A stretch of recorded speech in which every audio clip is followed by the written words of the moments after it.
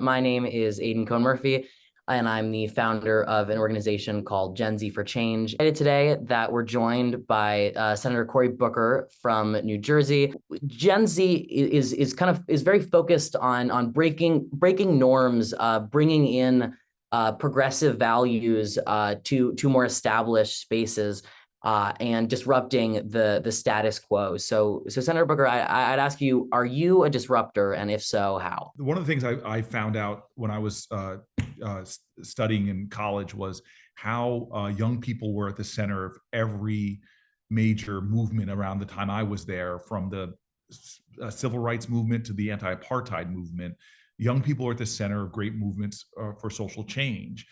And one of my great heroes, Alice Paul, who was a suffragist from New Jersey, who was the first person ever to protest in front of the White House. Think about that. The first person to ever stand in front of the White House to protest was eventually heckled because she was protesting wartime President Woodrow Wilson, put in jail, went on a hunger strike before Gandhi, before King, force-fed, stuck tubes down her throat, but eventually changed public opinion dramatically. Was a young person. And so I tried to pattern my whole career out of finding ways to take things that people are too accepting of, injustices, and to shake them up. I'm at the 25th anniversary of my time in public life. I started being the youngest person ever elected in my city as a city council person.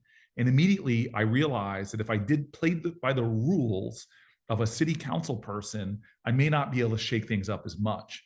And we began doing a lot of crazy stuff just to try to highlight the absurdity of a lot of the injustices we were fighting.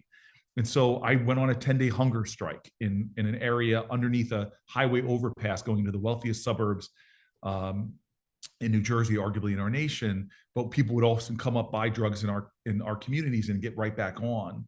And we disrupted the drug trade and brought national attention to the absurdity of having these spaces that nobody cares about or visits or the media cares about unless somebody's shot.